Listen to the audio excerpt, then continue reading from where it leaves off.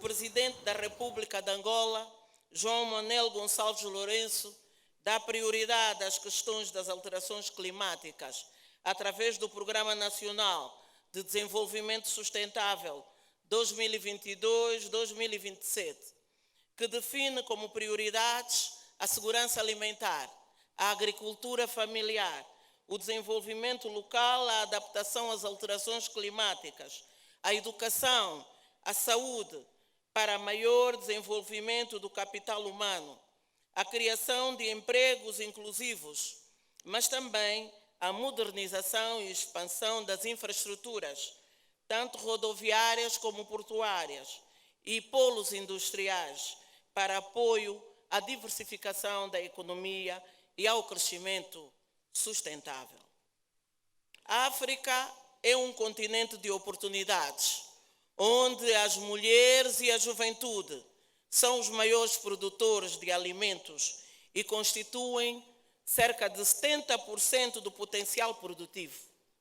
Por isso, têm de ser financiadas as iniciativas e projetos que os envolvem em atividades de grande valor do agronegócio.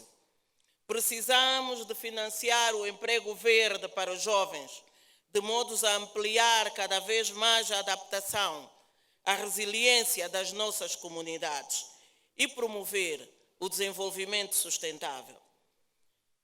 Angola está totalmente comprometida com a implementação da Convenção Quadro das Nações Unidas para as Alterações Climáticas. Por esta razão, temos elaborado políticas e programas de ação, como a Estratégia Nacional para as Alterações Climáticas 2022-2035, uma estratégia que pretende dar resposta aos desafios lançados pelo Acordo de Paris e pelos Objetivos de Desenvolvimento Sustentável da Agenda 2030.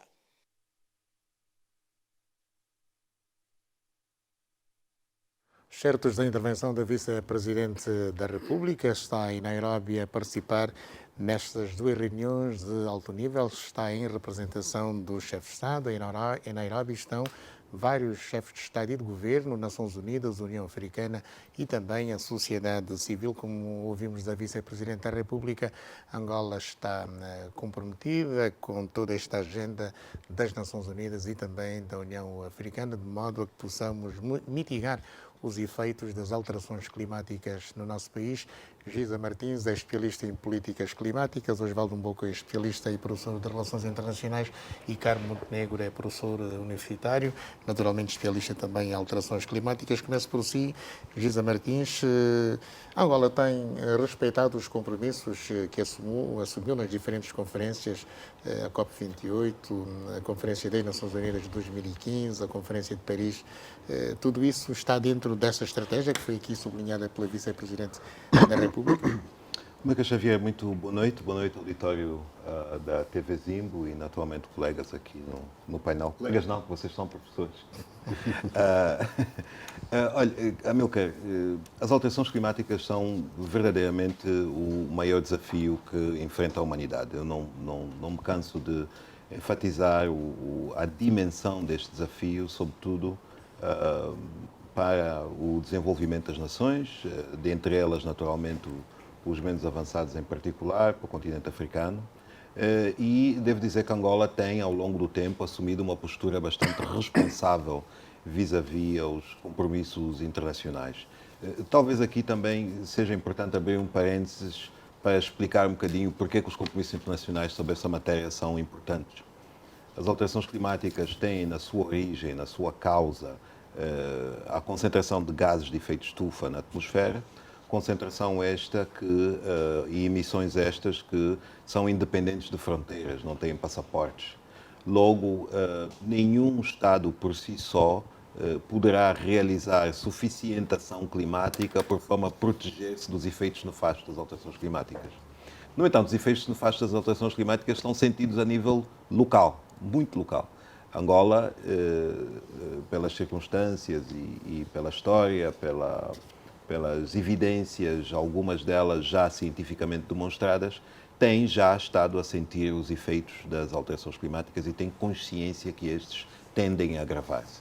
Portanto, para responder diretamente à pergunta do Amilcar, governo angolano e o executivo angolano têm, ao longo do tempo, assumido uma postura bastante responsável relativamente à temática, ratificou todos os instrumentos internacionais sobre a temática, desde a subscrição à Declaração do Rio, na famosa Cimeira da Terra em 1992, e, subsequentemente, os instrumentos que dela emanaram, incluindo a Convenção Quadro das Nações Unidas sobre as Alterações Climáticas. Ouvimos também a Sua Excelência Vice-Presidente da República enfatizar ou mencionar a adoção de uma estratégia nacional sobre as alterações climáticas, uma estratégia de longo termo, que visa dar conta ou começar a abordar alguns dos desafios que as alterações climáticas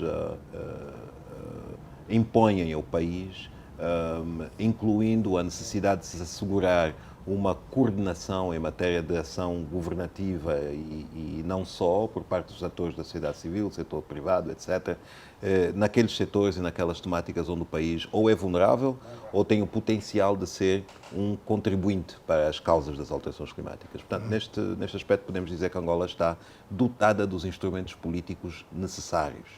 Todavia, o Papa Francisco, que lançou uma encíclica em 2015, digamos, que é consensual entre cientistas, sublinha que no próximo dia 4 vai lançar a sua segunda encíclica para apoiar os cientistas, que ele diz, digamos, estão todos de acordo, mas do ponto de vista político é fundamental que as lideranças, digamos, dos Estados, lideranças políticas, possam igualmente estar juntos para combater ou mitigar estas alterações climáticas que se registram no mundo.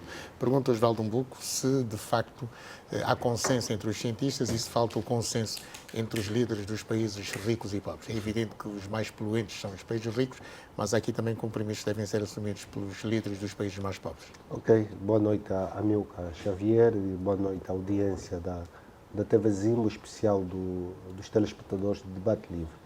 Claramente que as questões da redução dos gases de efeito de estufa obriga com que os Estados, até certo ponto, ou sofram uma redução do ponto de vista de industrialização, ou os custos de produção para determinadas questões serão maiores.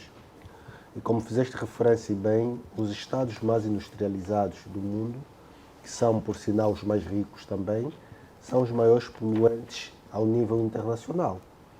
E se ancorarmos a nossa abordagem do ponto de vista das várias convenções, e aqui foi citada a Convenção de Paris de 2015, esta convenção dava conta da necessidade dos Estados reduzirem a emissão de gás de efeito de estufa. Estranhamente, os dois maiores poluentes a nível do mundo, Estados Unidos da América e a China, esses países não ratificaram estes mesmos acordos. Daí demonstra claramente o desentendimento ou a falta de entendimento dos países mais industrializados dessa responsabilidade que têm do ponto de vista crescido. Eu tenho estado a defender o seguinte: não se pode exigir o mesmo nível de redução da emissão de gás de efeito de estufa dos países mais industrializados comparativamente aos países menos industrializados ou aqueles países, como os países africanos, que pouco ou nada contribuem para a poluição do meio ambiente, mas também lhe é imposta a mesma obrigação. Por uma razão muito simples: os países africanos, até certo ponto, ainda não operaram aquilo que eu chamo a Revolução Industrial Africana. São poucos os países no continente africano que apresentam um índice de desenvolvimento ou então índice de parques industriais que são sustentáveis ou que têm capacidade de produção. Daí que eu sou apologista que não se pode exigir a mesma percentagem do ponto de vista da redução dos gases de efeito de estufa para os países africanos comparativamente aos países mais industrializados que até certo ponto já fizeram caminho e já andaram quanto a isto. Mas é crucial, e voltando aqui às convenções internacionais, novamente à questão de Paris, é fundamental que países como os Estados Unidos da América, países como a China ou países como a China assumam determinadas responsabilidades. Só que o assumirem determinadas responsabilidades do ponto de vista da redução do gás de efeito de estufa, isso acaba tendo implicações para aquilo que é o crescimento industrial ou então a sua própria indústria. Como é domínio público, nós ainda continuamos a ter indústrias que poluem muito o meio ambiente, não simplesmente ao nível dos gases de efeito de estufa, mas também os mares, os rios, daquilo que são as questões até certo ponto da produção.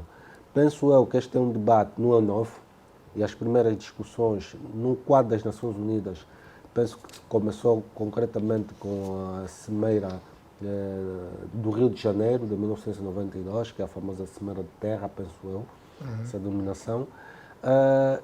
E de lá para cá o mundo vem discutindo sobre as questões climáticas, mas é difícil chegar a um ponto comum, a um ponto de consenso. E para termos uma noção um pouco mais clara, sempre que há reuniões do G20, do G8 ou G7 agora, há sempre um movimento que é encabeçado pelos ambientalistas a protestarem contra essas cimeiras, porque são entendidos que são países que muito poluem, mas que também não contribuem significativamente daquilo que poderia ser os famosos fundos de danos que têm estado a se propalar, que esses países, do ponto de vista prático, não têm tido uma contribuição significativa e também não têm estado a manifestar a intenção de reduzir ao máximo essa emissão, essa poluição ao nível do meio ambiente. Pois bem, estamos a assistir a um aumento em fenómenos meteorológicos muito extremos, como ondas de calor mais intensas, prolongadas, incêndios florestais. Entre nós, Carmo Montenegro, estamos a assistir também, digamos, alterações profundas, fundamentalmente no litoral norte e sul de Angola, com as calemas a ganharem relevo.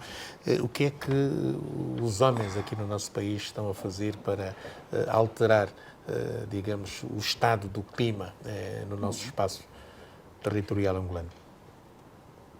Bom, como sabe, todos os anos, no início de setembro, o INAMET faz sair a sua previsão sazonal. Já fez sair? Já fez sair. E é com base na previsão sazonal do INAMET que todos os outros órgãos devem trabalhar na prevenção. Portanto, o que é que se faz? A Comissão Nacional de Proteção Civil normalmente pega nesta previsão, reúne com os outros setores, tá? Por isso é que o INAMET está integrado dentro da Comissão Nacional de Proteção Civil. Quero aqui recordar, por exemplo, que o seu pai fez parte precisamente era o ponto focal do INAMET dentro do Ministério do Interior para responder precisamente a essas questões do clima. E é com base nesta previsão que se elaborava o Plano Nacional de Contingência para dar resposta precisamente a todos os fenómenos extremos causados pelas alterações climáticas. Como sabe, as alterações climáticas é um fenómeno causado por causas internas e por causas externas, que são as causas antropogénicas. Vamos nos focar mais nas causas antropogénicas, porque as causas internas são naturais. As causas antropogénicas que nos estão a provocar este desequilíbrio ecológico. Primeiro, o uso do combustível fóssil, da forma como nós usamos. Nós estamos a usar o combustível fóssil em tudo. E o combustível fóssil é o principal agente de emissão de CO2 para a atmosfera, que é o gás de efeito de estufa. A segunda causa é a desflorestação. Claramente. Portanto, a desflorestação é a segunda causa mundial das emissões de CO2 para a atmosfera. Portanto, é a segunda causa que temos que evitar. A terceira causa, parecendo que não, é a desflorestação. Portanto, eu falei da primeira, combustíveis fósseis, segundo, a desflorestação, e a terceira é as queimadas. Ok. Vejam que as queimadas é a terceira causa de emissão de CO2 e Angola não está muito longe. É um dos países que mais queima no continente africano.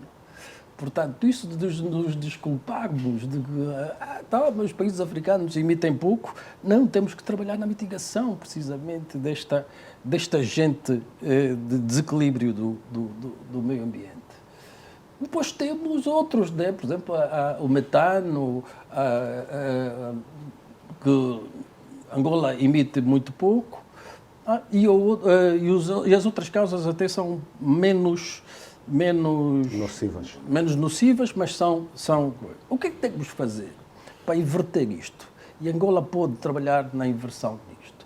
Primeiro, vejam que as florestas tropicais são... Nós falamos muito na tecnologia da absorção do carbono. Hoje fala-se muito, há até um prémio do príncipe Henry para incentivar os jovens ou as empresas a criarem tecnologia para a absorção de carbono, de CO2. E eu diria, e sou daqueles que também apoio isto, que nós já temos uma tecnologia natural. Nós temos uma tecnologia natural que deve ser potenciada, que é a floresta tropical. A floresta tropical, de per si, absorve 2 gigatoneladas de CO2 por ano. Qual é o problema hoje do mundo? É que nós estamos a emitir cerca de 10 gigatoneladas de CO2 para a atmosfera. E vejam que só a floresta tropical consegue absorver 2 gigatoneladas de CO2. Portanto, é uma tecnologia a investir. É uma tecnologia a investir. Ok? Bom, Angola. Não devemos trabalhar sozinhos, devemos trabalhar com o RDC, com o Gabão, exatamente, com a República Centro-Africana. Portanto, aqui um trabalho conjunto com os países da África Central. Precisamente por isso é que na COP 27 do Egito, em Sharm el-Sheikh, a África apresentou um painel, um painel precisamente dos países Estiveram juntos lá? Sim, estivemos. Apresentou um painel dos países que precisamente contêm a floresta tropical africana. Bom, mas não vamos falar apenas da floresta tropical. Nós temos outras florestas que absorvem menos, mas absorvem. Vamos supor, os ecossistemas de mangás são outros ecossistemas que absorvem bastante CO2. Portanto, temos que investir nos ecossistemas de mangás. Depois temos outras florestas, as zonas úmidas. Toda planta ou toda a espécie arbórea que está próxima da água, okay, esta espécie absorve bastante CO2, porque ela absorve, incorpora na sua estrutura e fixa precisamente no solo. Portanto, também temos que preservar estas florestas que temos bastantes pelo país. As empresas devem trabalhar precisamente na sustentabilidade. As empresas têm que ter esta noção que devem trabalhar na sustentabilidade, apoiar ONGs que trabalhem com a preservação e conservação destes ecossistemas. Temos aqui uma da sociedade civil, José Silva, ambientalista, presidente da Juventude Ecológica de Angola. Que trabalho é que está a ser feito para que os jovens compreendam quão importante é preservar a natureza? Bem, boa noite, Amílcar, boa noite aos demais convidados e colegas do painel, boa noite aos telespectadores. Respondendo diretamente à pergunta, a nível da sociedade civil, há um trabalho que volta outra vez a ganhar alguma dinâmica, depois de algum tempo haver uma determinada inércia, há organizações que têm que reformular a sua ação e voltarem a ter mais dinâmica, sobretudo neste capítulo das alterações climáticas. Pensamos também que tem uma abertura para as organizações reverem a sua forma de atuação. Nós estamos a defender, por exemplo, e o Dr. Giza Martins fazia no início um enquadramento mais pedagógico, que é fundamental haver uma educação ambiental para as alterações climáticas. Nós, a nível da Juventude Ecológica Angolana, trabalhamos essencialmente a educação ambiental Então é fundamental que as pessoas comecem a perceber o que é este fenómeno, né? Ou seja, se chover em Luanda com queda não com tanta intensidade, né? Depois alguém vir dizer, não, esta chuva e os impactos que causou é derivado das alterações climáticas, às vezes é preciso também ter essa noção, se está relacionado ou se não está. É o caso das calemas que aconteceram. Então, é preciso esta informação, é preciso que... às vezes temos dito que a questão das alterações climáticas olha-se muito com é algo elitista, ou seja, a nível dos vários governos. Agora acontecer essa conferência africana, vai haver no final do ano, entre novembro e dezembro, a COP de Dubai, ou seja, é sempre tratado a este nível, ao alto nível. Nem preciso trazer mais aqui para baixo, né, digamos assim, numa linguagem mais direta, para os cidadãos compreenderem, afinal, de que forma, que fenómeno é que nos está a preocupar. E nós mesmo, quando falamos de aquecimento global, em termos de palestras, nas nossas ações de educação ambiental, em projetos como Olimpíadas do Ambiente e não só, procuramos sempre, de forma simples e com exemplos comum do dia a dia, levar as pessoas o que é isso de aquecimento global. Por exemplo, nós dissemos, dar o exemplo de uma viatura que está parada ao sol com os vidros fechados, que permite a entrada de calor, de energia, e não permite a saída. E quando nós vamos, por exemplo, ao meio-dia, está a fazer algum sol, no tempo de calor, e se vamos para o interior da viatura e sentimos ela mais quente, pode ser um exemplo prático que vamos usar para as populações entenderem como é que está-se a portar o nosso planeta. E depois dizer às pessoas o que é que causa este aquecimento. O professor Montenegro falava aqui das questões antropogénicas, né?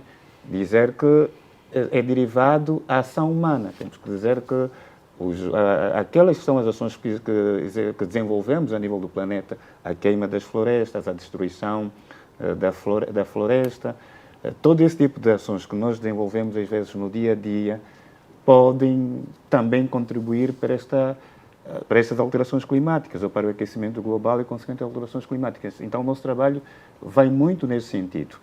E aqui o professor deu aqui um dado que, por acaso, levantou uma dúvida em relação a esta capacidade de absorção do carbono. Nós tivemos a informação que as florestas de mangás acabam por ter uma capacidade maior do que as florestas tropicais também. Se calhar não estamos bem certos disso, mas só para dizer que, em termos de ação da sociedade civil, há um projeto que é da Fundação Ativa, que é da conservação dos mangás, e que caminha para isso, né? Para a conservação das florestas de mangás, do potencial que temos ao longo da nossa costa, sobretudo de Luanda até Cabinda, passando por Bengo e Zaire. Mas também há toda uma necessidade de fazermos pequenos projetos de repovoamento florestal, de educação ambiental, de sensibilização às populações para não praticarem as queimadas descontroladas. Tudo isso é uma série de trabalhos que podem ser feitos pela sociedade civil. Há aqui um conjunto... Sim. Deixa-me só esclarecer aqui o meu jovem, que o que eu quis dizer é o seguinte: a planta de mangal, a planta em si, absorve 5 a 10 vezes mais carbono do que outra árvore qualquer. Isso. Ok? Mas eu estou a falar dos ecossistemas no global. No global. Exato. Okay? Porque nós temos ecossistemas de mangás em poucos sítios do mundo. Okay? Quantos hectares tu tens de ecossistemas de mangás e quantos hectares é que tu tens de floresta tropical? Nós aqui em Angola continuamos a plantar. Mangás? Sim. Sim, eu próprio planto quase todas as semanas, quase todos os fins de semana. Pela Altiva. Continua-se a restaurar este ecossistema, que estava um bocadinho degradado. O melhor ecossistema de mangás, o biótopo de mangal mais saudável, que eu gosto muito, porque é muito lindo aquilo, é do Ambriz. Porque os outros estavam degradados praticamente e estão a ser agora recuperados. Okay? Era só para lhe tirar esta dúvida. Então. Pois bem, mas há aqui uma questão que reputamos muito importante e que foi pronunciado hoje em Nairobi por muitos especialistas que se juntaram aos painéis com os líderes dos Estados, é de que o continente africano precisará de cerca de 250 mil milhões de dólares por ano para dar resposta às alterações climáticas, numa altura em que os governos africanos estão a usar apenas 2% dos seus fundos para investir, por exemplo, em desastres climáticos. Portanto, isso é muito pouco. Apesar de poluirmos pouco no continente berço, mas, como disse o Osvaldo Umbuco, já há aqui geografias onde, digamos, há esses desastres. Falo da África do Sul, a Nigéria, a Zâmbia, as Ilhas Maurícias, por exemplo. O que é que nós devemos fazer? No caso concreto de Angola, nós temos fundos suficientes para mitigar essas alterações climáticas que vão assistirmos, ou que nós estamos a assistir no país?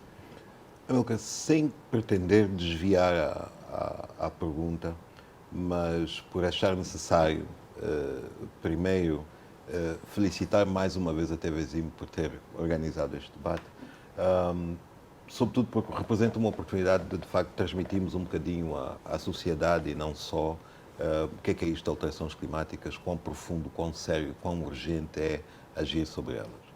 Bom, primeiro é importante clarificar que, ao contrário do Protocolo de Quioto, que é um instrumento que foi adotado nos anos 90 para complementar a Convenção, o Acordo de Paris tem no seu grupo de países parte, portanto, países que aderiram ao Protocolo de Quioto, à universalidade do planeta. Portanto, todos os países ratificaram o Protocolo de Quioto. O Acordo de Paris. O Acordo de Paris. Não, depois com o presidente Obama. O Acordo de Paris foi o acordo possível e, mais uma vez, aqui Angola desempenhou um papel importante que vale a pena assinalar. Na altura da negociação do Acordo de Paris, Angola presidia o grupo de países menos avançados, logo falou em nome de 48 países, defendeu os interesses de 48 países. Portanto, mais uma vez aqui a postura responsável do país relativamente a essa temática. A oportunidade que o Acordo de Paris apresenta a Angola, e não só, a todas as partes, portanto a todos os países que o ratificaram, é de facto, ter definido um objetivo comum e ter certeza que todos estão a fazer alguma coisa para cumprir esse objetivo. A forma como o Acordo do Paris o fez foi, permitiu, ao contrário do Protocolo de Quioto, permitiu que cada país definisse a sua contribuição. É aquilo que nós vulgarmente ouvimos falar de contribuição nacionalmente determinada. Ou seja, cada país determina o esforço que pode realizar para o bem comum, para o alcance dos objetivos do Acordo de Paris. Angola definiu o seu e todos os outros definiram os seus. A China, os Estados Unidos, e tem a responsabilidade de o implementar. Aliás, na próxima Conferência das Partes, nós chamamos COP, mas é no fundo a Conferência das Partes do Acordo, que será no Dubai, em novembro, dezembro, terá início o processo de avaliação do grau de cumprimento das contribuições que cada um fez. E os países também estão a ser instados a começarem a preparar a sua próxima contribuição nacional, que esperamos seja entregue e entre em vigor a partir de 2025, embora haja um apelo constante do Secretário-Geral das Nações Unidas para que os países continuamente vão revisando e atualizando as suas contribuições. Bom, isto é importante frisar porque eliminou a divergência no consenso relativamente às causas das alterações climáticas, os seus potenciais impactos e o que todos devem fazer. Parte do que todos devem fazer e em alinhamento, em cumprimento de princípios estabelecidos na Conferência da Terra, e aqui eu chamo particularmente a atenção ao princípio da responsabilidade histórica dos Estados, ou seja, há Estados que têm mais responsabilidade que outros. E também o princípio da responsabilidade comum, porém diferenciada. Portanto, a Convenção reconhece e todos os países aceitam que, embora sejamos todos membros, habitantes da Terra, alguns de nós têm mais responsabilidade, têm mais capacidade. E esta responsabilidade, esta capacidade deve ser partilhada. Alcançar os objetivos do Acordo de Paris, nomeadamente limitar o aumento da temperatura média da Terra a 2 graus centígrados e prosseguir esforços para limitá-lo a 1,5 graus centígrados até o fim do século, vai requerer de todos a transformação das suas maneiras de estar, dos seus modelos de desenvolvimento.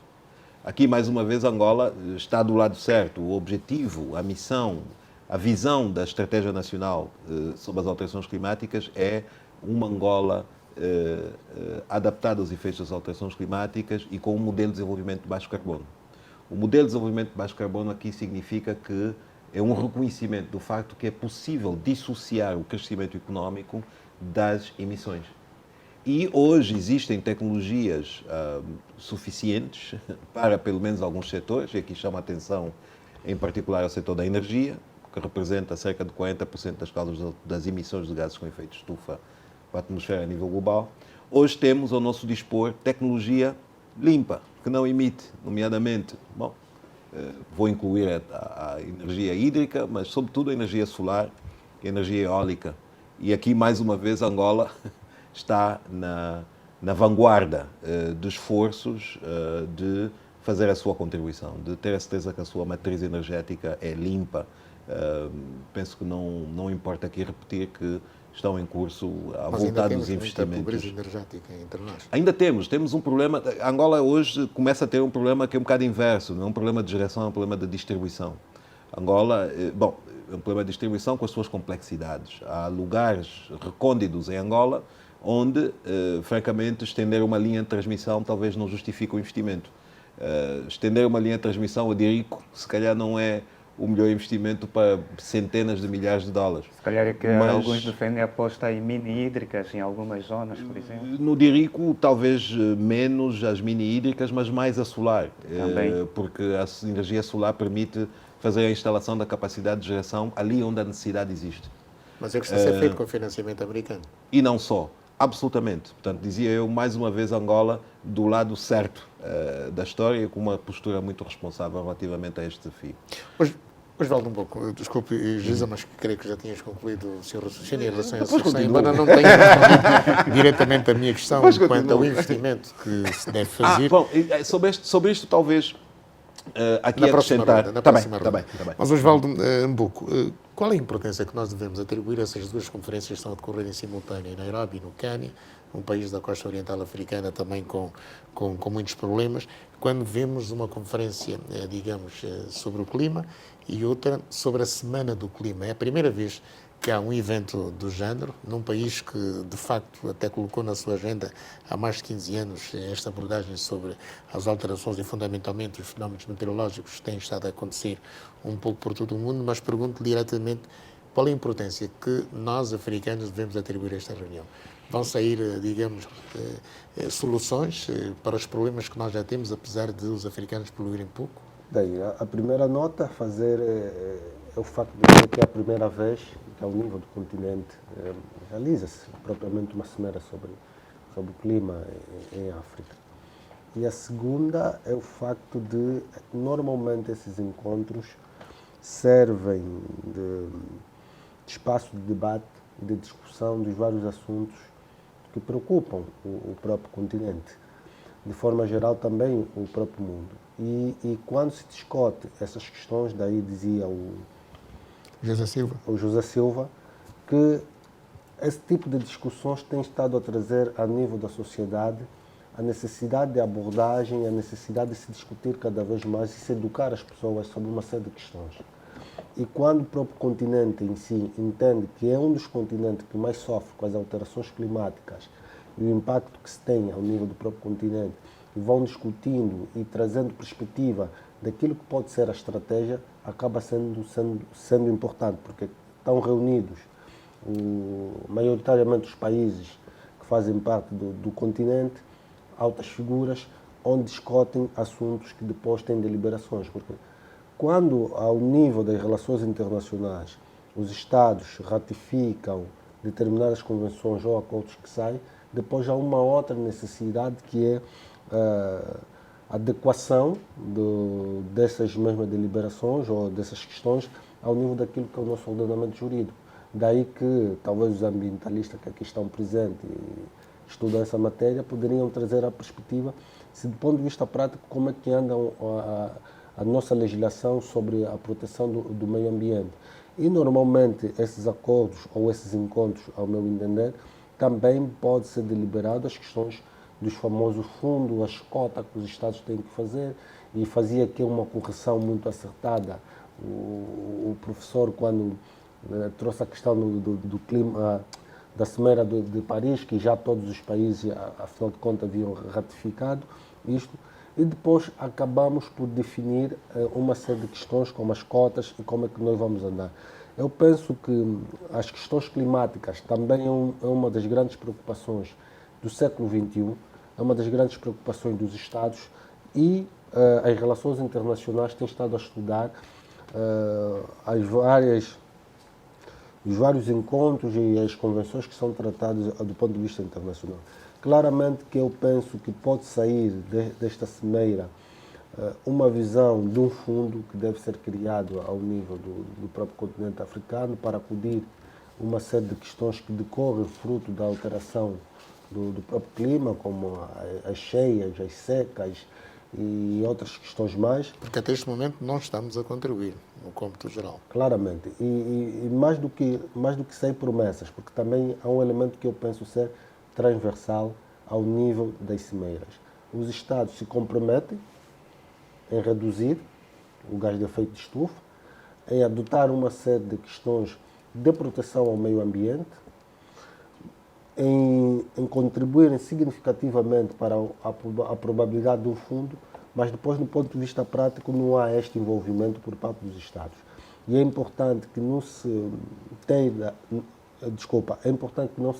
uma cimeira simplesmente para discutir questões, mas que do ponto de vista prático depois não tem qualquer implementação, acaba ficando uma cimeira que não produziu efeitos reais, não produziu de facto resultados que se esperava, mas também importa aqui salientar que há medidas, e fez menção o professor Montenegro, que há medidas que devem ser adotadas a nível dos próprios Estados, principalmente a preservação do meio ambiente, a questão da plantação de mangás, as questões que têm muito a ver com a proteção da própria floresta, e a reportagem que nós temos estado a assistir, que há muitos parques ao nível do país que estão a ser uma espécie de desflorestação por parte da ação humana do próprio indivíduo que, por um lado, acaba de forma ilegal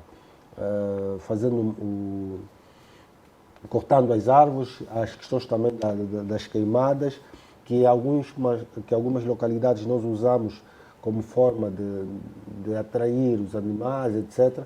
E essas práticas que ainda são, não sei se chamaria cultural, mas que são práticas adotadas, acabam também tendo uma grande influência daquilo que é a preservação ambiental.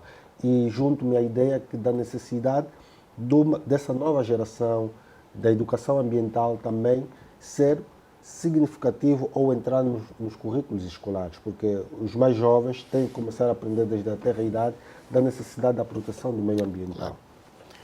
Carmo Montenegro, olhando aqui para a nossa realidade, nós temos o território que temos, vasto, com uma costa marítima também extensa, temos muitos fenómenos meteorológicos, temos desastres climáticos, nós gostamos muito de esconder os nossos problemas.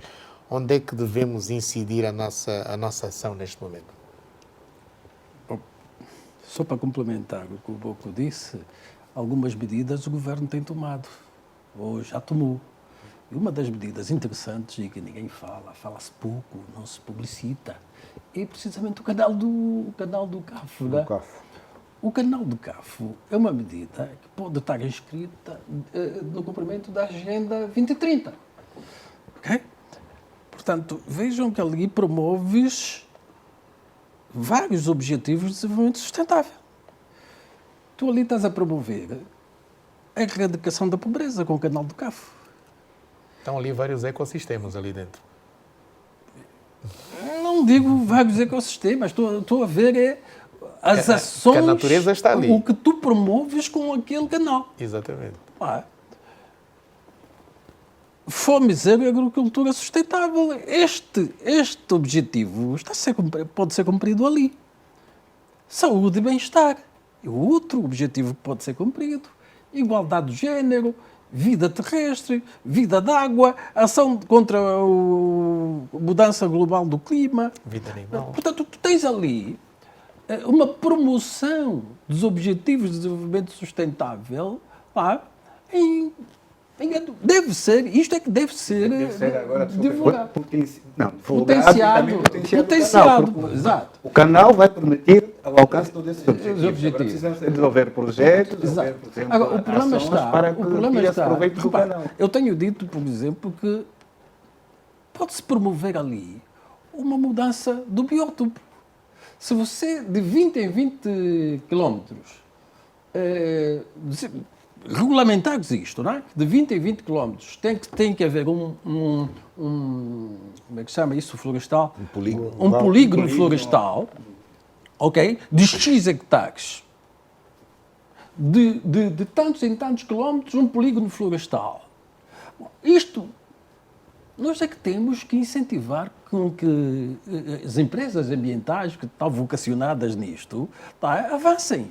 Ou até ONGs que queiram criar ali polígonos florestais, para além de ser aproveitado para a agropecuária e para outro tipo de indústrias, também pode potenciar ali, portanto, a ação contra a mudança global do clima.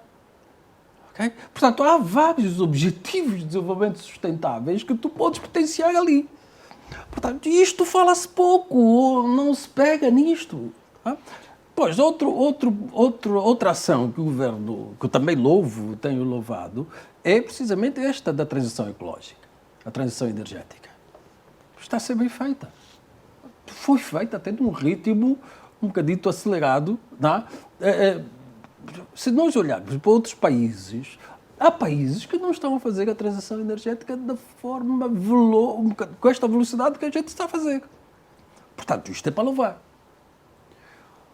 Outra ação que o ministro, por exemplo, o ministro Abreu dos Transportes, há tempos atrás, lá no mês de junho, penso eu que foi junho, eu como tenho memória de elefante, eu vou mesmo para junho.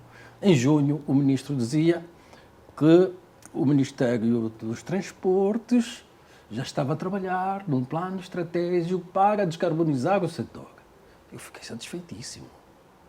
Eu, como ativista climático, fiquei bastante satisfeito. Sim, ministro, peguem, comecem a trabalhar no plano estratégico. É para já. Nós vamos abrir o aeroporto de Agostinho Neto dentro de dias e eu quero ver que as caminhonetas que vão... Dentro de dias não, 10 de novembro. Que vão para o aeroporto sejam caminhonetas de carbono zero. Seria interessante. E de junho para cá estamos em setembro? Está bem. De junho para cá ainda não vi nada. Pode ser que estejam a trabalhar. Estão a elaborar o plano estratégico. O plano estratégico é gabinete. Pode ser que estejam a trabalhar nisto. Mas, se realmente o ministro Abreu está neste caminho, eu louvo. Tenho que abraçá-lo por esta iniciativa. Mas queria que o aeroporto Agostinho Neto, quando fosse inaugurado, as caminhonetas que fossem para lá fossem já de carbono zero. Aliás, até trabalhar no comboio. O comboio urbano e suburbano, por que é que não transformá-lo em comboio elétrico? Porque você já viu a quantidade de comboios que vão e vêm do aeroporto para cá, se forem a diesel? Já viram a emissão? Porque o transporte é o segundo maior emissor de CO2 para a atmosfera. É o transporte. Os aviões, os navios, os veículos, são o segundo maior emissor de CO2 para a atmosfera são precisamente os veículos. Bom, e, sim, ministro, trabalho nisto. Okay? Portanto, louvo o canal do Cafo, há outros projetos no sul de Angola a nível de aproveitamento da água. Então, nestes outros projetos também deve ser aproveitado para promover os ODS e assim estarmos a cumprir com a Agenda 2030, okay? E a transição energética a ser feita. Mas atenção também, eu não sou ambientalista simplório. Aquele ambientalista que critica tudo. Atenção, nós temos 52% da população angolana sem energia. Sem energia. Bom, o que eu quero é que a transição energética seja feita com justiça. Com justiça climática, com justiça energética. Depois do intervalo, o Gisela Martins vai falar sobre isso, porque ele está ligado a um projeto no âmbito da transição energética, mas quero ouvir o José Silva em relação às expectativas à volta desta dupla conferência que tem lugar em Nairobi. Está lá a sociedade civil a participar, muitas ONGs, muitos jovens. A sua organização não está em Nairobi. Era importante estar, tal como estão milhares de jovens, neste momento não querem?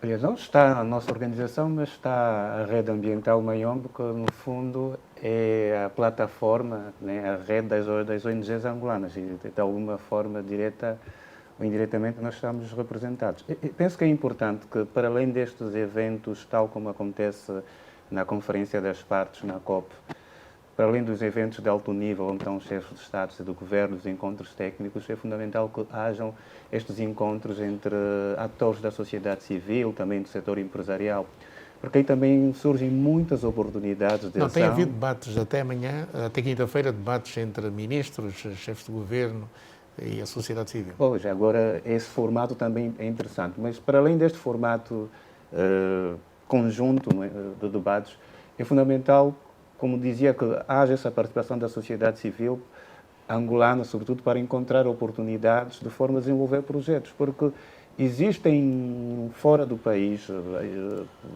financiamento de pequena, de média dimensão, que podem ajudar a empoderar, a potenciar as organizações locais que têm pequenos projetos de plantação de árvores, de educação ambiental para as alterações climáticas, projetos de educação agora para a questão da transição energética, que nós há alguns anos chamávamos de mudança da matriz energética, hoje fala-se em transição, mudam 6 vezes os termos. Por exemplo, há 20 anos que já defendíamos a questão da aposta nas energias renováveis, na questão de que a Angola, por exemplo, tinha um potencial muito forte para a questão da energia solar. Temos ainda que explorar, haver estudos para a questão do potencial eólico que o país também tem para a produção da energia através da força dos ventos. E é importante que a sociedade civil seja presente. Nós temos mesmo aqui pequenas iniciativas. O de assunto hoje está startups. muito quente, a sociedade civil e os governos, é o crescimento demográfico em África. Tá. Mas aqui a média é 6 filhos por mulher.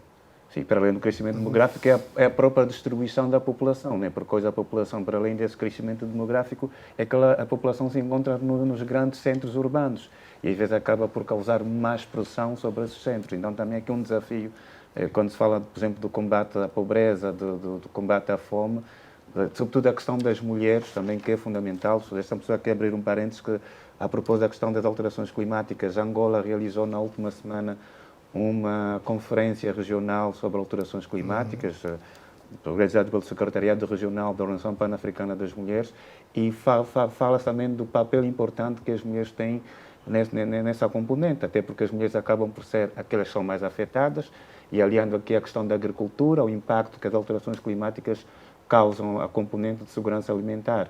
E aí também uma oportunidade para as ONGs, né? Nós temos, por exemplo, uma organização que trabalha em desenvolvimento rural, como a ADRA. Eu falava, de exemplo, de uma startup, que é liderada por uma jovem, que trabalha na questão das energias renováveis. Então, apresenta nestes fóruns, quer agora nesta Semana do Clima, nesta conferência de Nairobi, é fundamental. Nós temos informação que a delegação de Angola pretendia levar mais membros da sociedade civil, mas devido a alguns constrangimentos não puderam estar. Chegar até Nairobi. Exato, não puderam estar presentes, mas eu penso que é fundamental. Mas é necessário investir. Exato, é a questão do financiamento, esse investimento no capital humano é um grande desafio que temos, né? Nós, por exemplo, o Dr. Giza falava há pouco tempo na questão do Acordo de Paris, né, que acabou por ser um acordo mais aglutinador. Há desafios do cumprimento do acordo, vão ser agora analisados em Dubai, mas, por exemplo, perguntamos sempre a questão do financiamento, há quantas andas o Fundo Verde, né? que foi adotado também quando o Acordo de Paris, em que os países... Pois, mas esta saúde que a África continua sempre a reclamar. E há aqui 2 aspectos, né? é a África poder, que acaba por ser... Mas esse crescimento verde é um compromisso dos Estados assumidos em Paris. Exato, em essa 2015. questão do fundo verde.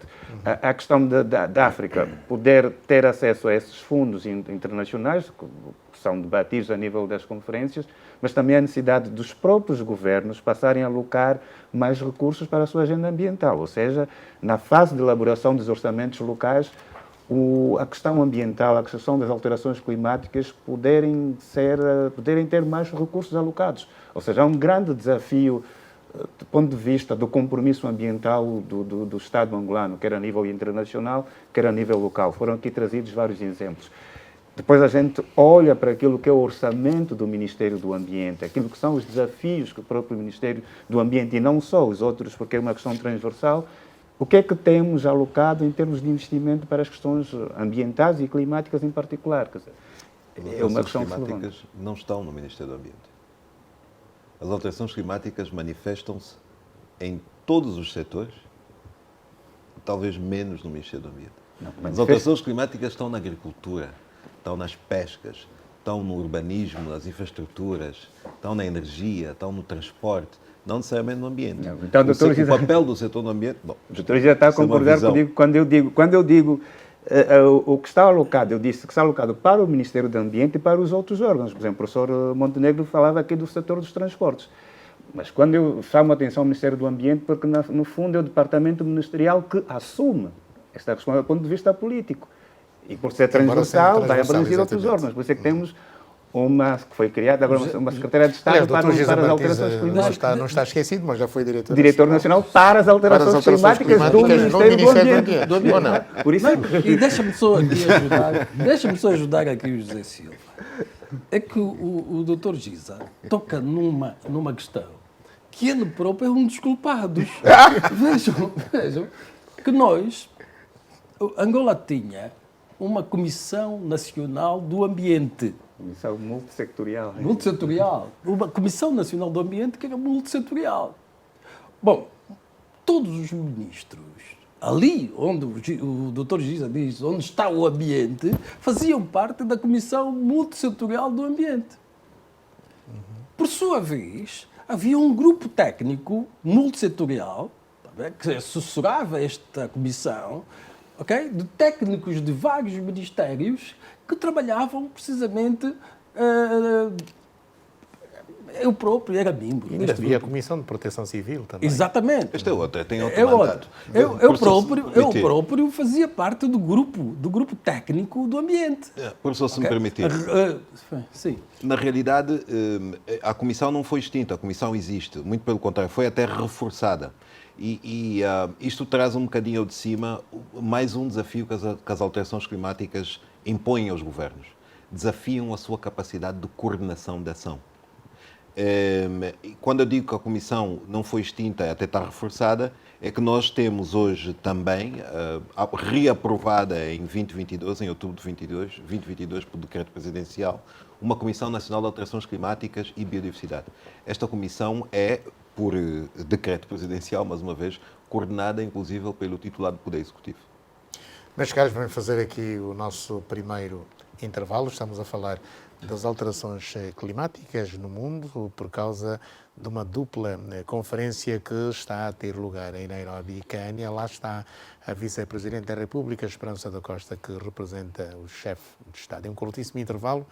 Já voltamos porque o Papa disse há dias que há uma terrível guerra mundial contra o ambiente. Um tema também para comentarmos quando regressar. Não sei daí.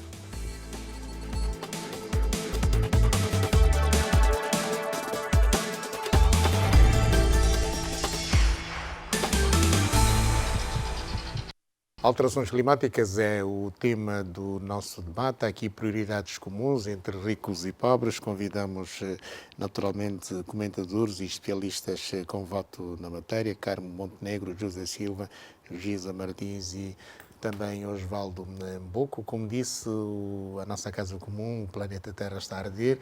Alterações climáticas um pouco por todo o mundo. Neste momento decorrem duas reuniões em simultâneo em Nairobi.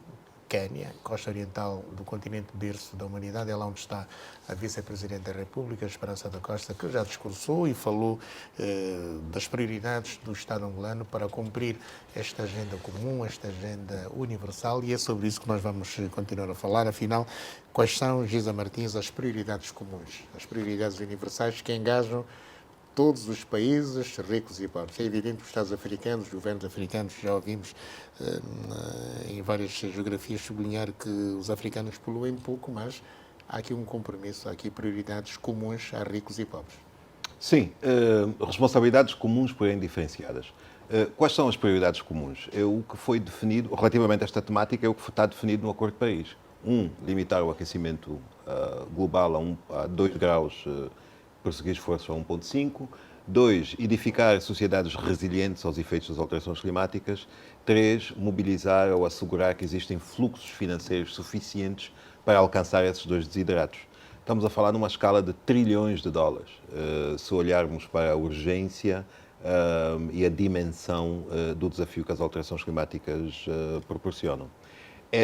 A questão do financiamento climático, se assim aceitarmos designar, será certamente um ponto de bastante atenção no que hoje acontece, ontem, hoje e amanhã acontece em Nairobi, sendo que está a acontecer à escala do continente africano.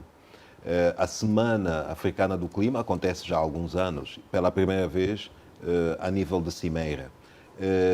No final desta cimeira, tenho a certeza, será emitida uma declaração política que constituirá um elemento orientador para o posicionamento do continente no âmbito das negociações que terão lugar durante a Conferência das Partes mais tarde no ano. Ainda assim, entre 54 Estados, apenas 10 chefes de Estado. Sim, como eu disse, penso que não é representativo do nível de importância que os Estados atribuem à temática. A Cimeira de Nairobi é apenas uma paragem num caminho que vai culminar no Dubai. Por outro lado, o processo intergovernamental, o processo de negociações, terá lugar no Dubai. Eu tenho conhecimento que a Assembleia Geral das Nações Unidas este ano vai dedicar também uma sessão de alto nível às alterações climáticas. Portanto, é apenas mais uma paragem, mas as negociações efetivamente realizam-se durante a Conferência das Partes. Como eu dizia, o financiamento climático é certamente um ponto de contenção, um ponto de divergência entre os desenvolvidos e os em desenvolvimento. Nós estamos perante um objetivo de mobilização de recursos de até 100 milhões de dólares por ano, 100 mil milhões de dólares por ano para a ação climática, recursos esses que devem ser adicionais, portanto, devem ser adicionais a todas as outras fontes, nomeadamente as ajudas oficiais ao desenvolvimento e etc. Objetivo este que ainda não foi alcançado, e nós estamos com este objetivo desde 2009, que deveria ter sido alcançado em 2020. Portanto, este é um ponto de contenção entre os atores e, mais uma vez, a responsabilidade comum, mas diferenciada, exige que os países desenvolvidos, aqueles que têm a responsabilidade histórica pelo nível de concentração de emissões de gases de efeito de estufa na atmosfera, contribuam muito mais. Hoje existem estudos que, por um lado, demonstram que este objetivo já está alcançado e outros que dizem que não. Aqueles que dizem que já foi alcançado, tipicamente incluem na sua quantificação fluxos como empréstimos, garantias bancárias e etc., enquanto que aqueles que estão do lado de quem deve receber argumentam que estes fluxos devem ser, no fundo, fundos perdidos. Eu espero que de Nairobi não saia a criação de mais um fundo. Nós temos fundos suficientes. Nós temos fundos a que temos dificuldades de ter acesso por falta de capacidade de absorção, falta de capacidade de documentar.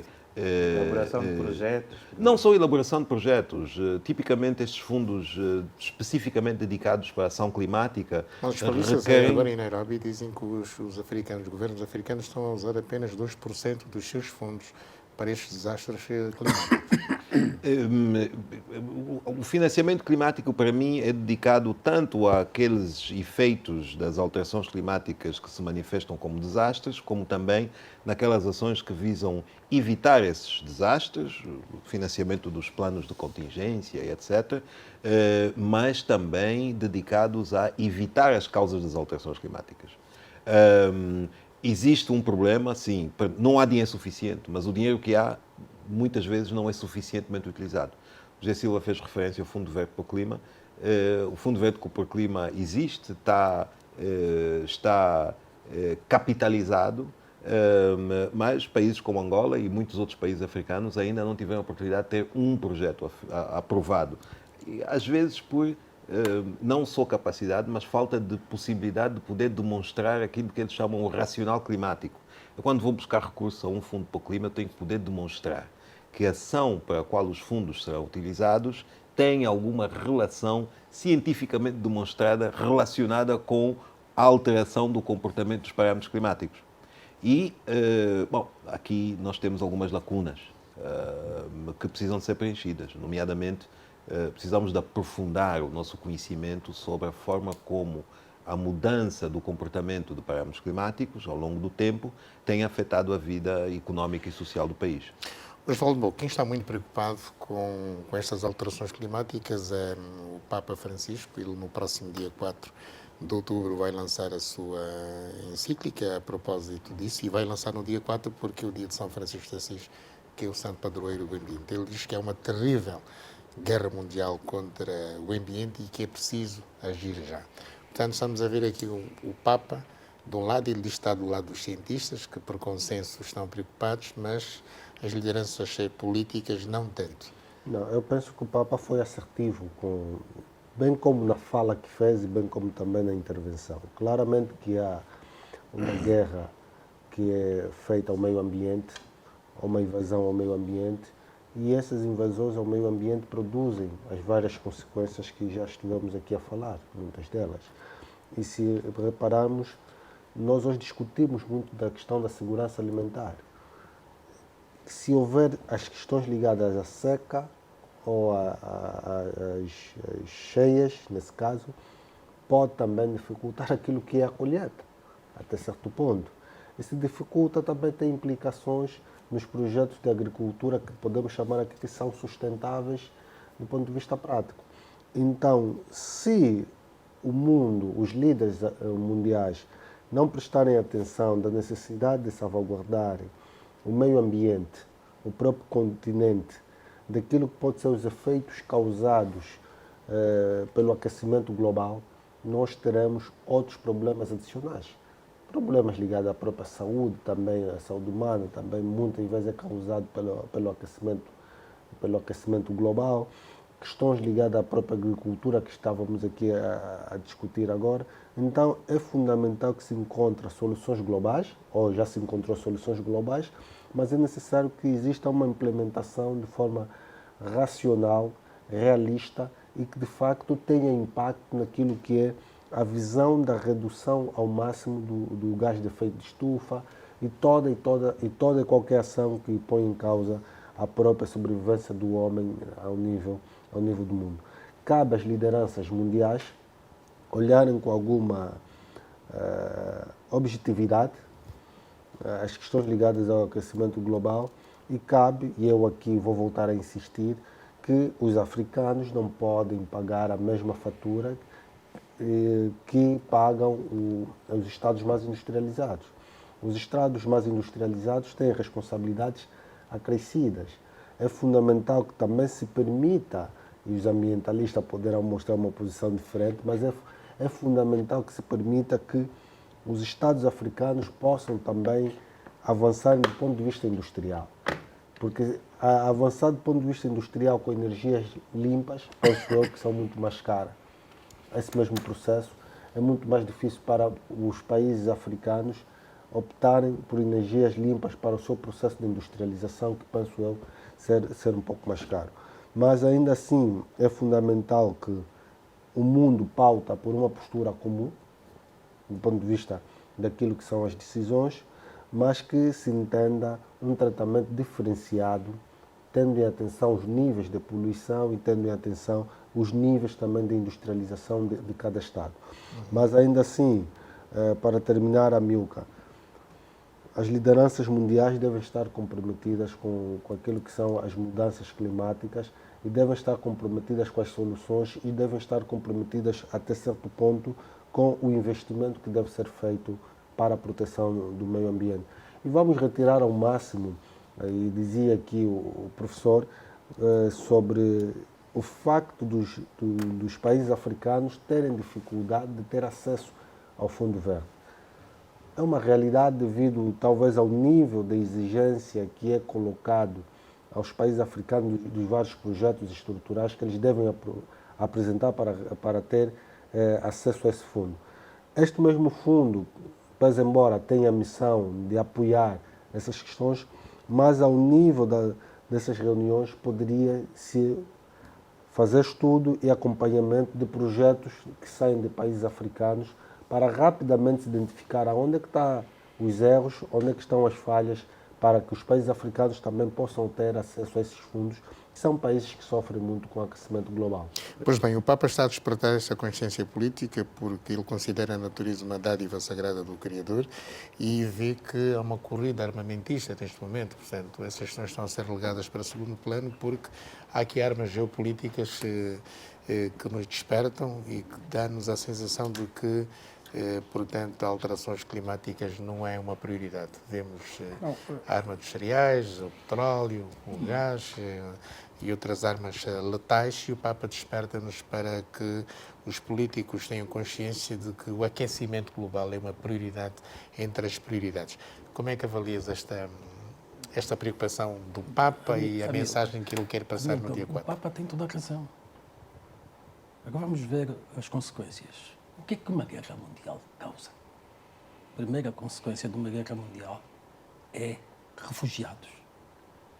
Eu vou lhe dizer que o ambiente está a provocar, neste momento, um deslocamento populacional forçado.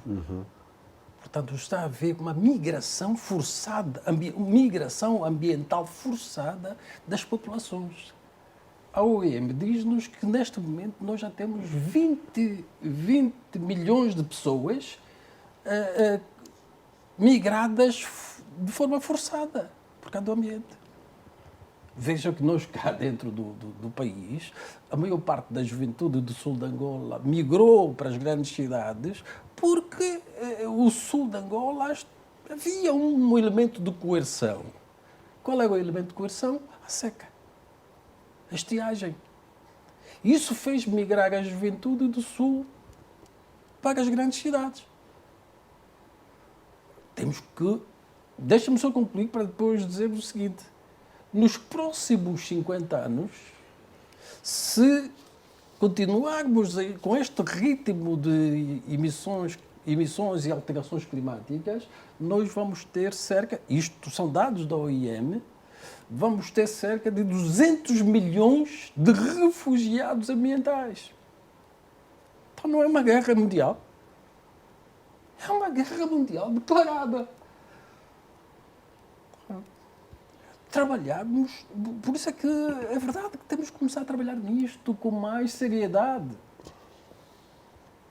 Falou-se dos fundos ambientais. Sim, eu na COP estive em alguns fóruns onde se falava da corrupção, em que os países desenvolvidos não largam o fundo porque não sabem como é que os países precisam deste fundo ou que têm que ter estes fundos, vão depois gerir. Uns diziam, não, então vamos financiar ações. Okay? Apresenta-nos o projeto e nós vamos financiar os projetos. Por isso é que isto não anda. Não anda, porque alguns colocam o facto de corrupção como problema principal.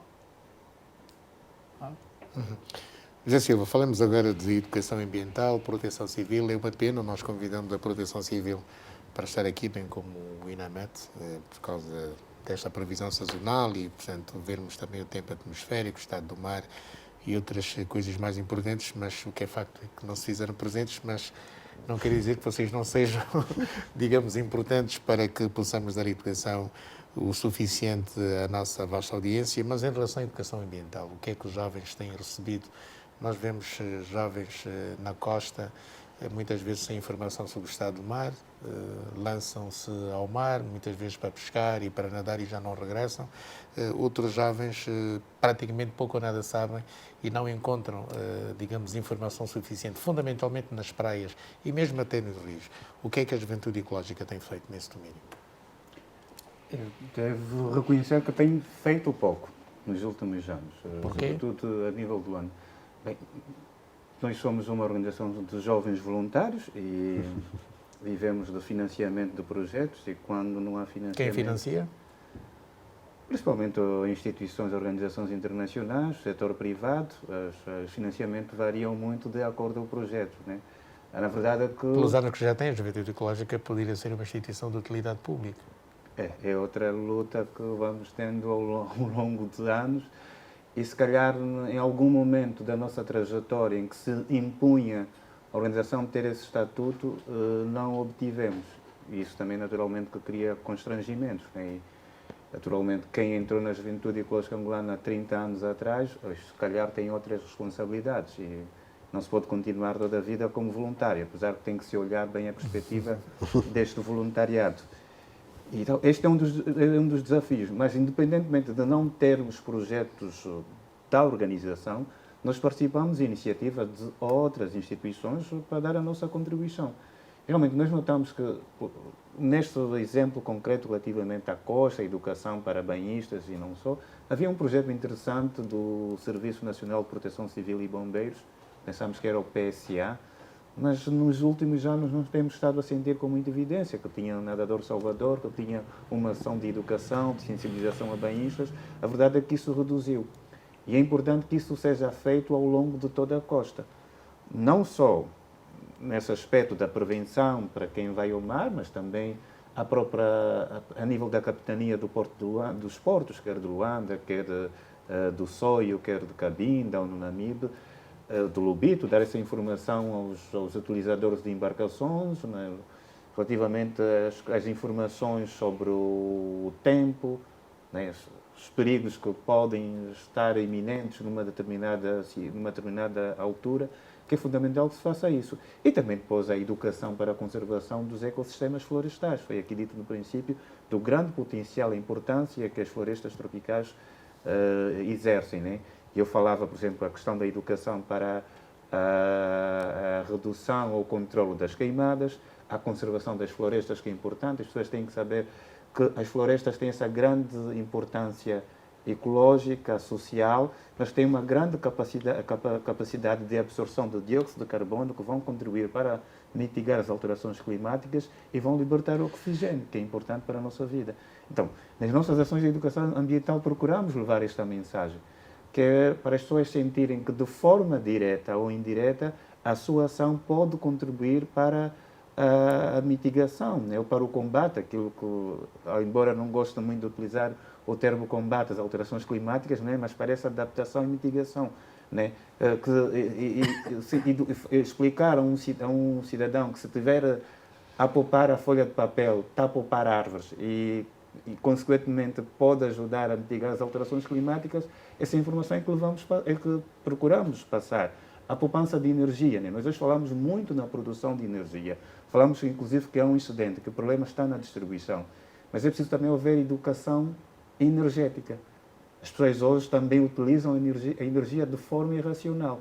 Todo este conjunto de ações de educação, de sensibilização, de uma forma geral, vão contribuir para a conservação global do ambiente, mas também para mitigar alguns dos impactos das alterações climáticas, ou seja, pequenas ações que cada um de nós pode fazer. Ou seja, tem que se olhar a questão a vários níveis. Quer dizer, no nível institucional, onde os governos tomam as decisões, há as conversações. No nível empresarial, nós notamos que agora, por exemplo, as companhias de petróleo estão a se transformar em companhia de energia, pelo menos há esta sensibilidade. Depois, no nível empresarial, a nível do setor dos transportes, do setor da agricultura, em outros setores, que eles contribuem com emissões. Depois, no nível da academia e também no nível geral de ensino. As pessoas têm que saber que, por exemplo, se utilizarem a bicicleta como um meio de transporte menos poluidor, podem estar a dar a sua contribuição. Se eu partilhar boleia de quando em vez de 5 pessoas usarem cada um a sua viatura, eu poder ter transportes públicos em quantidade e em qualidade, eu poder optar pelo autocarro, pelo comboio ou pelo barco ou catamarão, em vez do carro individual, eu estou a colaborar, estou a contribuir. Esse tipo de educação é que é fundamental que se passe às pessoas, e aí cada um, a seu nível, pode dar esta contribuição para a mitigação às alterações climáticas. Carmo Montenegro, aproveitando aqui a sua presença e porque já fui assessor do comandante Eugênio Laborio na Proteção Civil, que proteção civil é que temos e que proteção civil é que precisamos? Bem, repara que a Comissão Nacional de Proteção Civil hoje já não pertence, já não tem no seu topo o Ministério do Interior, tá? A Comissão Nacional de Proteção Civil passou neste momento para a Casa Militar. Casa Militar, ou Casa de Segurança da Presidência da República. Portanto, penso eu que eles estão, neste momento, ainda a rever. Mas no seu tempo, quais eram as preocupações da Proteção Civil?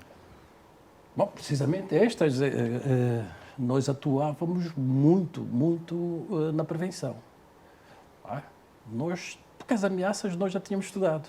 Nós já temos as ameaças todas climáticas em Angola estudadas.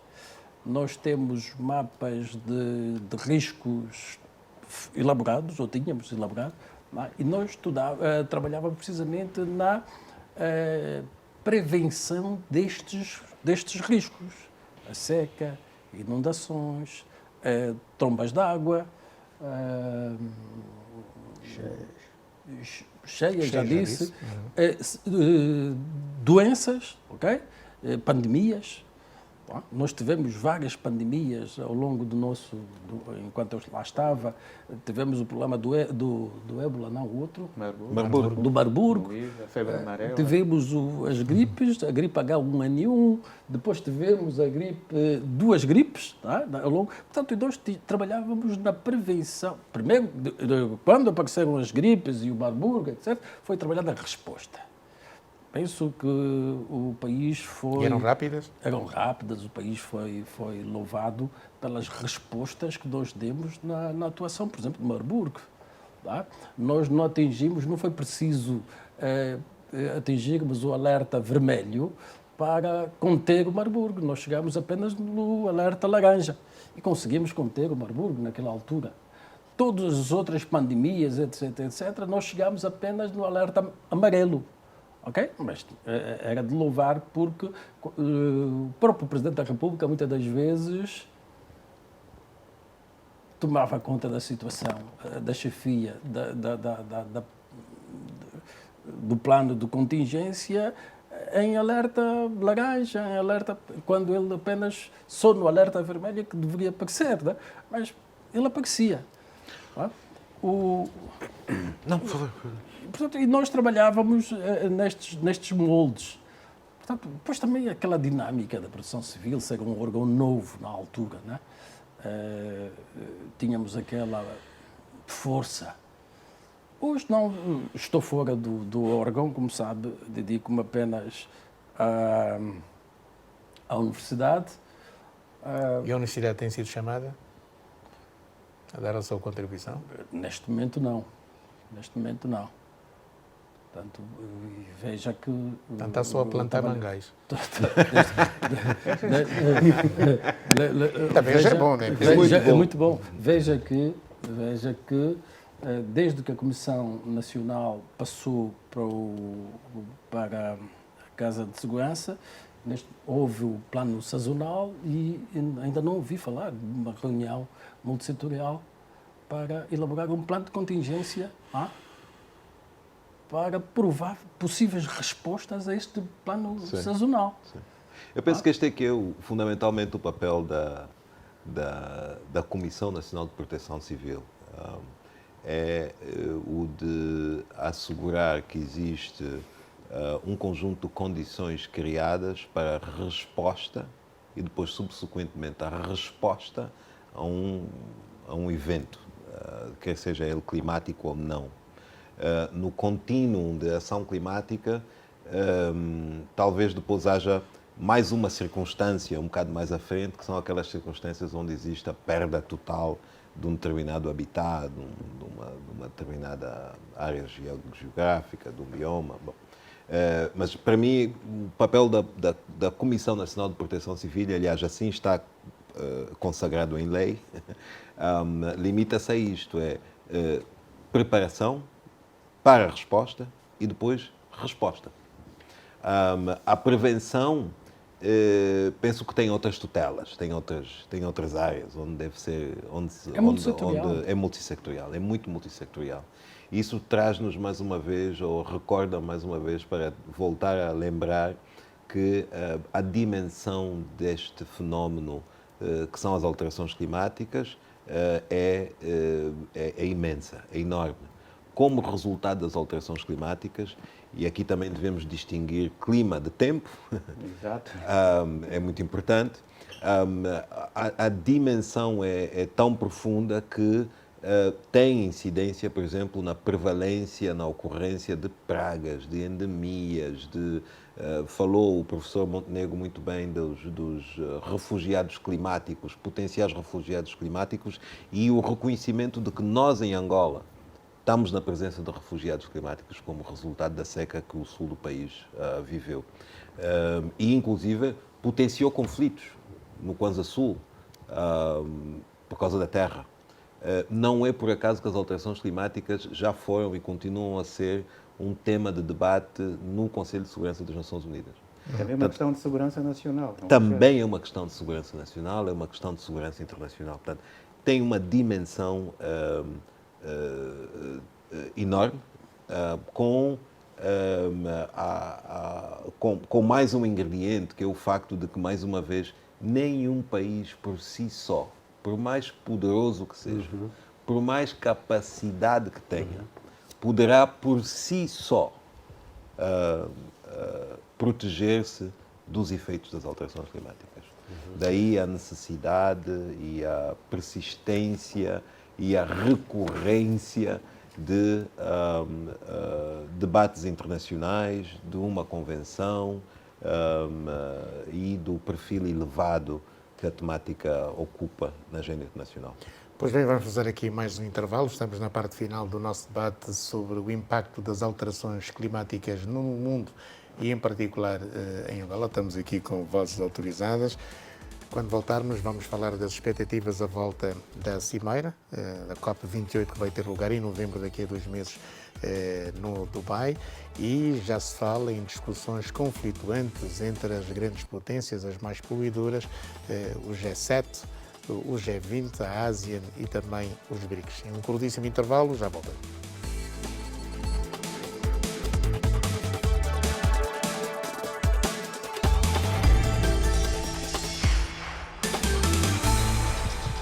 Pois bem, voltamos para a parte final, para as conclusões. Estamos hoje aqui no Debate Livre a abordar o tema sobre o impacto das alterações climáticas no planeta Terra, onde está, obviamente, Angola. O planeta Terra é a nossa casa comum e as alterações climáticas estão hoje em debate na República do Quênia, país da costa oriental africana. A cidade de Nairobi acolhe 2 reuniões em simultâneo. Angola está presente ao mais alto nível, com a vice-presidente da República a representar o Estado angolano.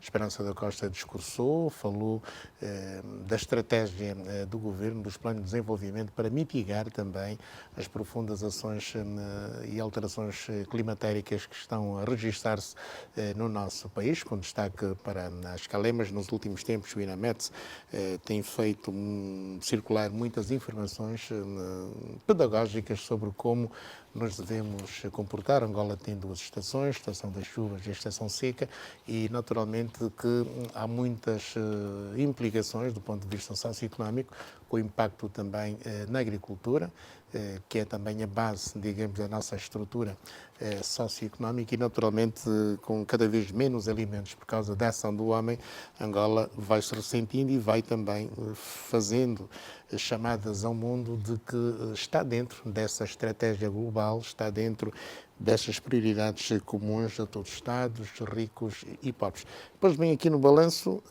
começo por si, Osvaldo Mboco, Já falamos aqui das expectativas à volta desta dupla conferência de Nairobi.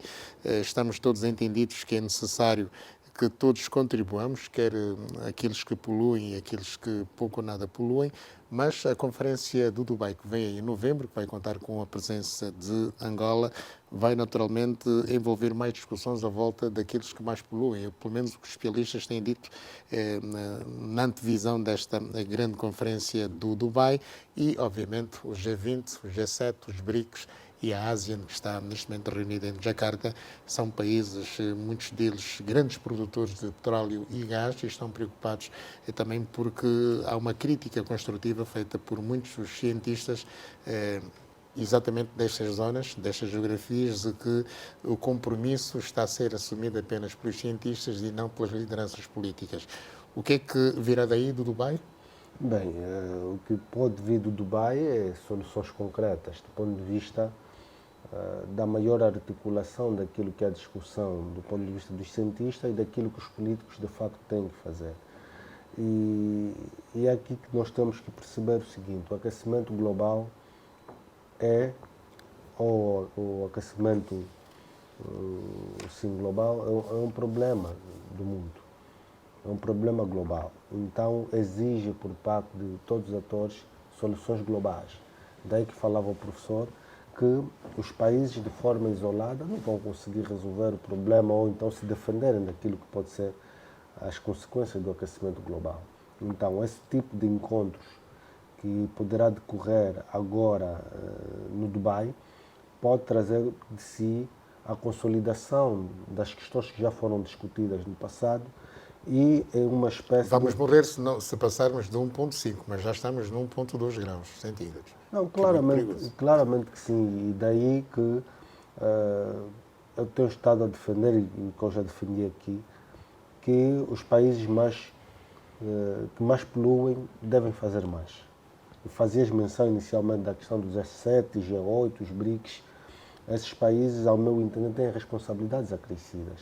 E daí que eu também defendia que a questão de olhar que o continente africano, muitas vezes os países não apresentam programas para terem acesso aos vários fundos que são criados, penso que poderia existir uma outra abordagem do ponto de vista prático para esses países.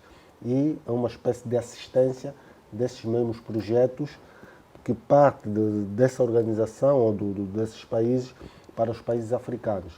Mas é importante que o mundo perceba que estamos perante um problema global e que se precisa também uma solução global, onde os diferentes atores ganham, de facto, um comprometimento mais redobrado das questões climáticas e das consequências que isso causa até certo ponto. Discutimos aqui várias questões em volta das consequências, mas penso que é necessário um assumir com uma certa realidade, um assumir das responsabilidades de cada ator e aqui o assumir de cada Estado sobre esta matéria, porque senão vai aumentar o aquecimento global, as consequências serão maiores e quando os Estados entenderem de facto fazer alguma coisa para o meio ambiente, para o mundo, pode ser muito tarde. José Silva, deve fazer um esforço para ir ao Dubai. Não esperar a boleia. Sim, eu já estive presente em algumas COP. Tive uma história, uma situação um bocadinho lamentável quando a COP de Sharm el-Sheikh o ano passado, mas aconteceu. E em vez de tentar assim a discutir... Faço essa pergunta porque, tanto quanto sei dentro da programação, a agricultura em África vai estar no centro das discussões. Exatamente, por isso quando eu fiz referência há pouco tempo à conferência que Angola albergou na última semana da Organização Pan-Africana das Mulheres sobre Alterações Climáticas, um dos focos foi a agricultura. Inclusive esta declaração de Luanda, tivemos até a intervenção da comissária Josefa Sacco, esta declaração de Luanda é um documento que também está a servir de base para agora para a conferência de Nairobi. Até porque um dos setores que, para além de também emitir, o setor da agropecuária emitir, é ser um causador de emissões, mas também é daqueles que mais sofrem com o impacto das alterações climáticas.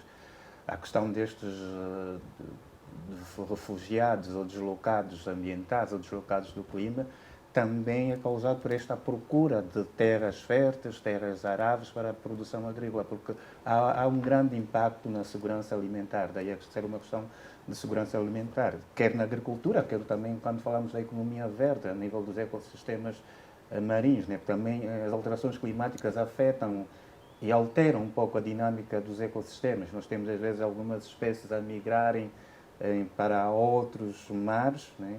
E isso também afeta alguma coisa dinâmica, também tem outro impacto na segurança alimentar. Daí esta dimensão que se dá à questão das alterações climáticas. Em relação à COP, dizia que, às vezes, assim, nas conversas com o Dr. Giza, nós temos mostrado algum ceticismo, né? Porque, às vezes, há muita pompa nessas cimeiras e que, do ponto de vista palpável, às vezes não sentimos os resultados, né? Se calhar são resultados que acabam por não atingir o cidadão, aquilo que a gente quer, mas que há discussões que vão madrugada dentro, 1, 2 da manhã, os negociadores estão ali a discutir, mas depois cada país tem que assumir as suas responsabilidades.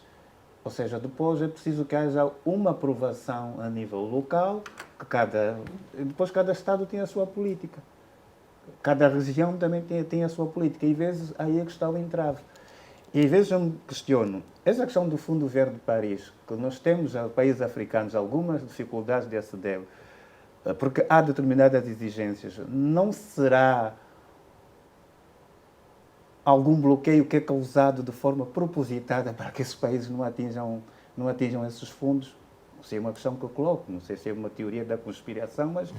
Infelizmente é. Não, mas eu penso que não, doutor. Eu penso que era, desculpa, José, eu penso que era necessário se reduzir ao máximo esses bloqueios, essas exigências que faz referência, olhando para o contexto africano, ou quiçá fazer espécie de uma assistência técnica desses projetos para chegarem, para facilitar o acesso para chegar ao nível da exigência e facilitar o acesso dos africanos a este fundo. Pois, deixamos só terminar, meu querido. Então, dizia, elas são importantes, essas cimeiras, não só do ponto de vista do alto nível, mas mesmo da sociedade civil, a nível da juventude ecológica angolana, a nossa organização da sociedade civil, das poucas em Angola, que é ponto focal da Convenção das Nações Unidas para as Alterações Climáticas. Então, nós temos assento na Convenção e temos espaços até para realizar eventos dentro da COP. E é uma oportunidade que não temos que aproveitar melhor. A própria partilha de experiência, os próprios espaços para poder procurar financiamento, que muitas vezes não encontramos aqui internamente, mas a nível dessas conferências, há essas oportunidades. Nós já fomos, às vezes, já fomos à COP, algumas situações como integrantes da delegação oficial de Angola, enquanto sociedade civil, mas também convidados por outras organizações internacionais, fruto da nossa presença nessas cimeiras. Então, é fundamental a presença. Mas agora, há um contexto global que, se calhar, é um desafio desta COP de Dubai. Essa questão do alargamento dos BRICS, as posições que cada bloco, que cada país vai defender, a questão da geopolítica internacional, com o conflito entre a Rússia e a Ucrânia, em que muitas nações tiveram necessidade, houve essa crise energética na Europa, e pensa-se até em reativar algumas centrais de carvão que estavam desativadas para fazer face a esta crise energética, também é um desafio para as metas que foram estabelecidas em Paris. Né? Com este cenário que temos hoje a nível global, será que vai ser possível até 2050, penso que esse é o prazo, atingir essa meta estabelecida pelo Acordo de Paris? Quer dizer, são várias questões que se levantam depois. A própria questão de financiamento é que hoje muitas das grandes economias mundiais estão afetadas, têm problemas, há problemas a nível das economias, e se calhar algum entrave.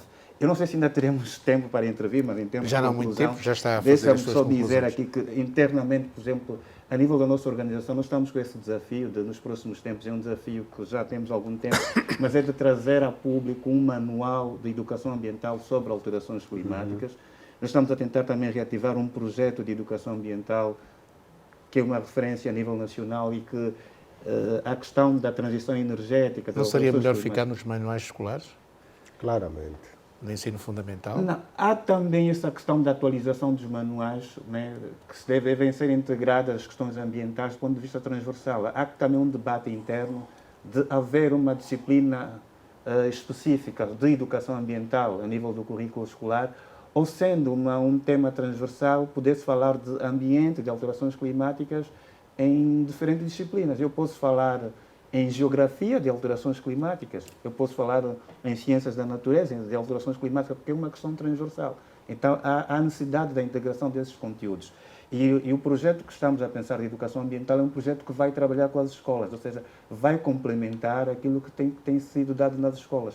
Só esperamos que haja financiamento e ele seja aprovado. Agora, também há outro desafio, outra necessidade internamente, de olharmos para a conservação do potencial florestal que nós temos. Ou seja, se a África não emite, mas a África tem este potencial natural, essa tecnologia, como dizia o professor no início, que deve ser conservada. É também uma forma de nós podermos contribuir para o processo de mitigação das alterações climáticas, quer a nível dos oceanos, quer a nível das florestas. Obrigado, José Martins. Quais são as suas expectativas à volta da grande cimeira do Dubai? Olha, eu penso que desta Conferência das Partes, aliás, a futura presidência deste processo, que serão os Emirados Árabes Unidos, não? Já pronunciou alguns objetivos.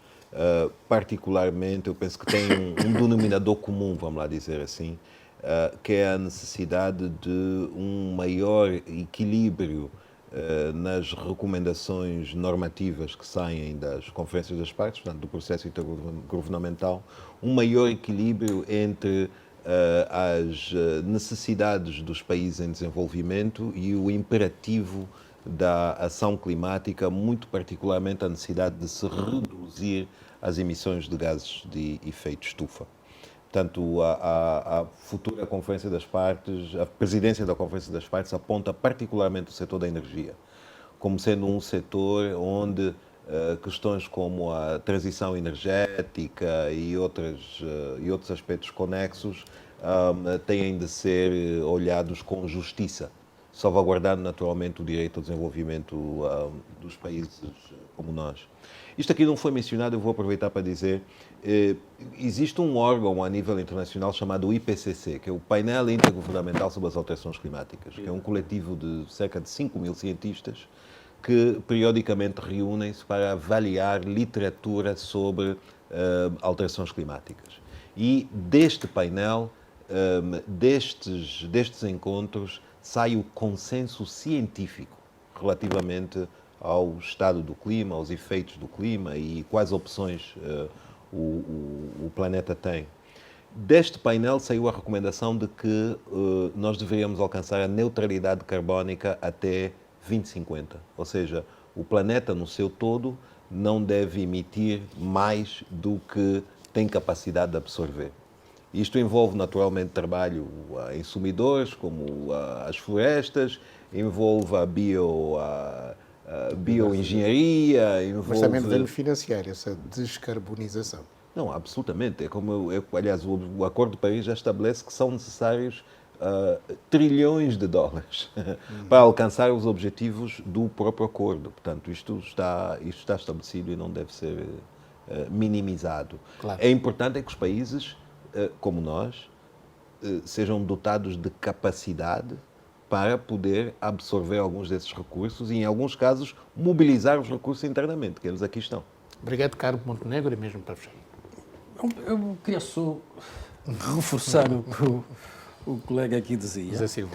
O José Silva, em termos de manuais, já não vamos a tempo, as aulas começaram ontem, não é? Não, pode ser para agora. Isto? Pode não ser para este ano, pode ser para o outro ano. E há uma discussão que se a educação ambiental deve ser formal ou não formal. Deve haver uma disciplina específica. Se deve haver uma disciplina específica. É as duas coisas. Okay. Eu, como não sou... Reparem, a minha ideia não é draconiana. Eu sou mais daqueles que apoiam a educação ambiental informal. Porquê que não apoio a formal? Porque isto depende muito da criatividade do professor. O professor de língua portuguesa pode falar de educação ambiental. O professor da biologia pode aproveitar as aulas de biologia para dar educação ambiental. O professor da geologia Não é? Portanto, todas as disciplinas podem ser aproveitadas para fazer passar esta mensagem. Portanto, não há necessidade de termos uma disciplina de educação ambiental. Okay? E depois, claro, as ONGs, está aqui como nós dizemos agora, o professor Silva, deve ser sapiente. exatamente, está aqui o Silva. Multidisciplinar. O Silva, a ONG onde está do Silva, pode ir à Juventude escola. Ecológica. Pode ir precisamente à escola. Antigamente fazer esse Tínhamos trabalho. ido, tínhamos as Olimpíadas Exato. do Ambiente, que era um fazer projeto esse concreto, trabalho mas de temos ido. educação ambiental. Portanto, ter uma disciplina Olimpíadas. específica de educação ambiental, muito transversal, não sei se não estamos a duplicar Exato. precisamente a matéria. Quanto ao potencial florestal deste país a manter, uma vez que estamos a fechar o debate, Amílcar, nós discutimos, temos debatido, mas ninguém fala, e torno a tocar aqui na importância de nós preservarmos as florestas da cabeça dos rios. Nós temos a cabeça do rio Kwanza desprotegida. Okay? Portanto, as nascentes estão desprotegidas. A nascente do rio Kwango está desprotegida. A nascente do rio Lugebungo, torno a tocar nisto. A nascente do rio Lugebungo está desprotegida. A nascente do rio Cuito está desprotegida. Portanto, repara, a desmatação naquele local é enorme. Qualquer dia não temos água. Só que ninguém acredita. Ninguém quer acreditar. Vejam que ainda o Lula esteve cá e falou do manancial do Rio Congo. Rio Congo, tá? Rio Kwanza. Congo. Falou do Rio Congo. Sim, Do Rio Rio Congo. Congo. Rio Congo. Em que tem um Rio potencial, Zai. sim, tem um potencial enorme em que se poderia colocar ali grandes barragens para alimentar, em termos de energia, praticamente a África quase toda. Quais são os rios Mas que o Congo está a alimentam? fazer este aproveitamento hidrelétrico. Tem o Inga, por Não, exemplo. agora deixa-me só Inga perguntar. 1, Inga 2. Quais são os rios que São nesse alimentam curso. o Rio Congo? São quase todos nascidos em Angola. E nós não estamos a proteger as nascentes destes rios. Não estamos a provocar um problema no futuro com o vizinho? Esperemos que não. Não, esperemos que não, se nós trabalharmos já a inverter isso. Algumas empresas diamantíferas não têm bacias de retenção. Atiram toda a sua ganga para o rio. Com estudos de avaliação de impacto ambiental duvidosos. Não é importante nós começarmos a ter cuidado com isso e a trabalhar já nisto? Até com as comunidades locais, fomentando até o emprego verde? Se nós trabalharmos com a comunidade local, vamos impedir com aquela juventude que vive ali, migre para as grandes cidades. Ele ali pode ganhar com o seu dinheiro, com o seu ganha-pão, financiando. As próprias empresas podem financiar o emprego verde naquelas localidades. Portanto, eu coloco isto para nós refletirmos. Pois bem, foi o debate livre. Ficou aqui uma ideia central. Vamos proteger a nossa casa comum. O nosso planeta é o único, o planeta Terra. Boa noite, foi um prazer. Certamente correspondeu à sua expectativa. Vamos continuar nas próximas horas a falar de alterações climáticas.